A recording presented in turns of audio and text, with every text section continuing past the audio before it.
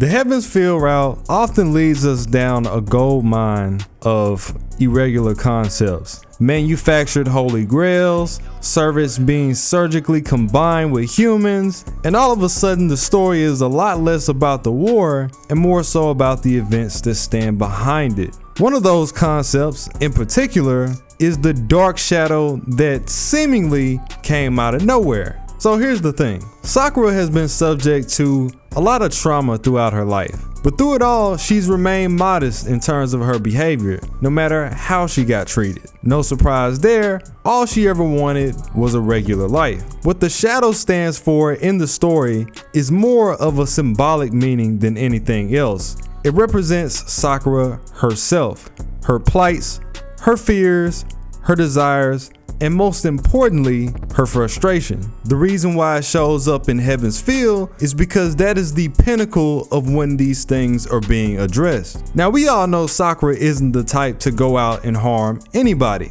That's just not who she is. This is where the shadow comes in. For all the pain, the trauma that Sakura has to deal with, the shadow is now going to step in and take care of those things for her. As I mentioned in my third magic video, Sakura is the second Holy Grail vessel manufactured by Zoken. Now, when you think about the original vessel, how does it work? It requires nourishment. They led people on with this guise of this big battle royale, when in reality, those same spirits are being used to power the vessel. Sakura is the same way. As a Grail vessel, she requires nourishment. And with there being two vessels involved, there's no possible way for her to ever be satiated. You could also see this as one of her flaws of being a fake vessel. Now, the shadow itself is an extension of her. It is a combination of her natural element, Hollow, and the conjuring of Angra Mainyu. Again, who is Angra? He is an entity that specializes in taking out the lives of humans. Sakura is the predetermined mother to Angra. So when Sakura gets hungry, the shadow goes out into the city and takes as many lives as it can. There's no way to stop it, and there's no way to harm it. If it pulls up, it's already too late. We can do this the easy way, or we can do this the hard way. The choice is yours. So with the shadow being an extension, she is also experiencing a lot of things through the shadow firsthand. When you have a deficiency in nutrients, you get sick. This is no different. When the shadow wasn't eating enough, Sakura was bedridden, and it had gotten so bad that she started to go out and get her own food by herself. This is when she runs into Gilgamesh and ate him. Greedy is an understatement. It was actually hilarious. Gil said, if anybody's gonna take down everybody in this town, it's gonna be me. And right after he left, Kirei was like, alright boy, you gonna find what you're looking for. And surely enough, he certainly did. We actually find out from Nasu himself, if Sakura didn't devour Gil fast enough, he would have blown her open from the inside out. Even after being eaten alive, this man is still a threat to your being. A lot of stuff going on here. We see that the shadow is able to put Sakura back together using her connection with the Grail, and you can even see the shadow on the wall alluding that they can and will operate together. Shiro had to ask himself, where is Sakura? I was just with her. And he started to piece together the things that happened prior. There are certain scenes that are only present in the movie, one being the scene that involved the stuffed animals, hinting at the servants she's consumed. Pictures referring to Angra on the wall, the piñatas symbolizing people that were around her. At first, she was just flicking them away, but then she started to erase them entirely, which refers to the part where she realized that she didn't have to cut the people up. It would be way easier to get their soul if she just swallows them whole. From there, it was the shadow that started to go all over the city. The other method that she uses to get energy is through bodily fluids. Of course, this would be the times that she had intercourse with Shiro.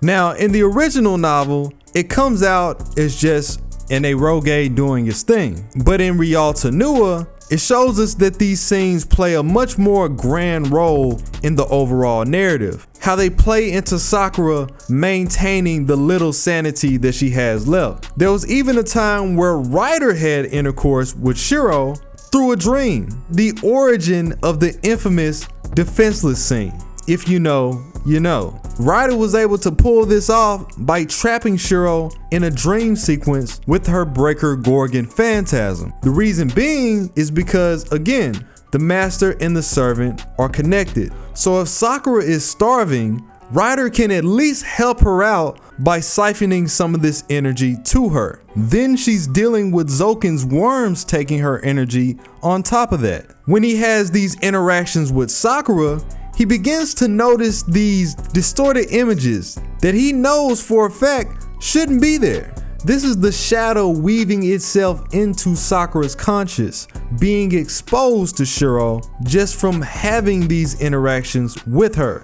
If you think about the fight that they had from before, including the shadow, it all starts to make sense. When Shiro walks in line with the shadow and he starts to see the same distortions that he saw when he was with Sakura. All of Angra Mainyu's evils. The shadow is an existence that's supposed to be inconceivable. I've mentioned it before. Medea has power from the age of the gods. Granted, she's not the one that's actually in her body at the time. It's Zoken using her body as a puppet with his worm manipulation. But it's still Medea's body. It's still Medea's knowledge. Now, we don't know exactly if her power is diminished while she's in this form, but the very fact that Nasu wrote these things lets us know that he's trying to tell us something. That even with the massive wisdom of the Age of Gods, Medea couldn't even put a scratch on the shadow, just to show how inconceivable that shadow truly is. You have the fight of Ku and Hassan, where Hassan decisively leads Ku into Ryudo Lake because he was never trying to fight this man in the first place. So this starts to beg the question, why is the shadow never going after Hassan? The first half of this is discussed in Hassan's fight against Emiya, where he's wondering why the shadow isn't going after Emiya. Emiya tells him, I'm an anti-hero. I'm no different from that shadow. It's gonna take a lot more than that for the mud to harm me. This is why the shadow never went after Hassan as well. And then you think about the scene that happens later on with Zoken. Zoken, at least one of the core functioning worms that he was using, was inside of Sakura, which tells us that Zoken has at least some type of control, even if that control only exists at a time where he can dominate Sakura's mind. Just think about the way that the shadow never attacked Zoken and how he was able to come in and scavenge Medea's body with the shadow in his presence. So you're probably wondering, okay, so why did Medea attack the shadow? It all depends. We know that Sakura can control the shadow by allowing it to use her as a vehicle.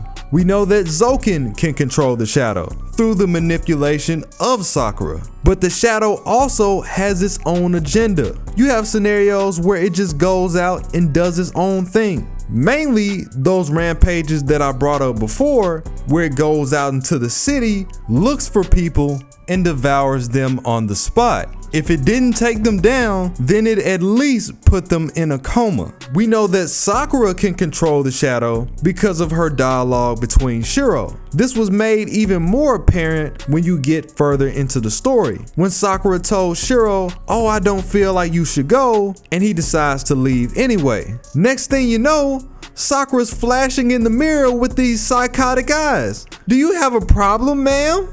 Do you need some Visine? Or better yet, do you need Kiara? 5 minutes later, Shiro and the team run into the shadow in the Ironsburn Forest. Funny to meet you here in the middle of nowhere with no people. And then you have Sakura's final battle, the time where the shadow gathers all the energy in the immediate area and causes an explosion. An explosion powerful enough to take Shiro's arm and take Archer's life. Then it quickly pans over to Sakura having these blurry visions and vomiting because she herself couldn't believe what she had done to Shiro via the shadow. What the shadow does is it preys on emotions. So when she wanted Shiro to stay behind and stay safe, the shadow went out of its way to make that happen. In that scene with Sakura, it even says the mirror reflects a crooked smile. So she knows what's going on. And she's caught between the frustration of not wanting to harm anybody and also wanting things to get accomplished. But this is just the appetizer of her flaws. Before her final ascension, you all know